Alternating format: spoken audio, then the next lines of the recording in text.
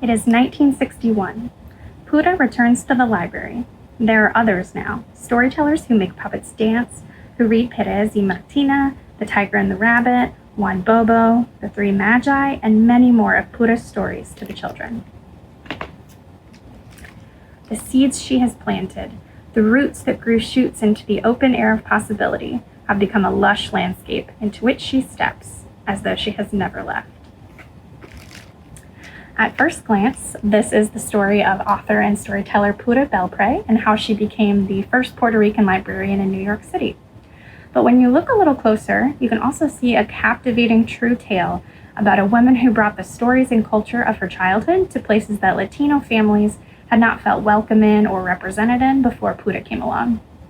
She was able to do all of that and more with curiosity, creativity, and most importantly, her Puerto Rican heritage. I found this book when I was looking through our biography section, and the cover immediately caught my eye. Let me bring it a little closer. The illustrations are incredibly warm and inviting, and I just could not pass up a book about a librarian. For all my friends at home who miss coming into the library for story time, this book, Planting Stories, The Life of Librarian and Storyteller Pura Belpre by Anika Aldemui Denise, will transport you back to the library and remind you why it feels so good to learn and make memories here.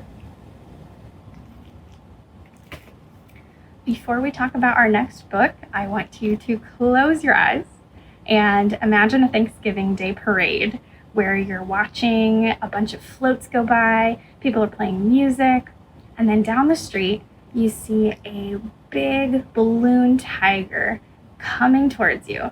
And before you know it, it keeps getting bigger and bigger until it is right in front of you and it is taller than your house. Okay, open your eyes. Were you surprised to see that giant tiger? Well, the people who were watching the Macy's Thanksgiving Day Parade in 1924 sure were surprised when that happened right before their eyes. But it was a cartoon character named Felix the Cat instead of a tiger. This parade happens every year on Thanksgiving Day in New York City, where gigantic balloon animals and cartoon characters are marched through the street and hundreds and thousands of people are around to watch. But everything has a beginning, and this book right here takes us all the way back to the first time that these balloons were used in the parade, and it introduces us to the man who created them, Tony Sarg. Tony traveled from his home country of Germany to New York City, where he became well known for the amazing moving puppets that he created. When a store called Macy's hired him to create puppets and floats for a parade that they wanted to throw for their employees, they trusted Tony, and Tony jumped at the chance.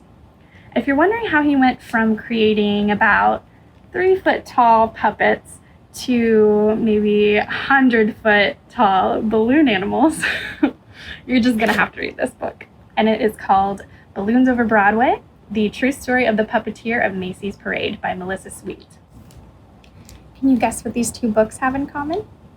They each tell a story about immigrants or people who moved to America from another country and made a big impact on the world. Pura and Tony both started out with just an idea, and they worked hard to make their dreams come true.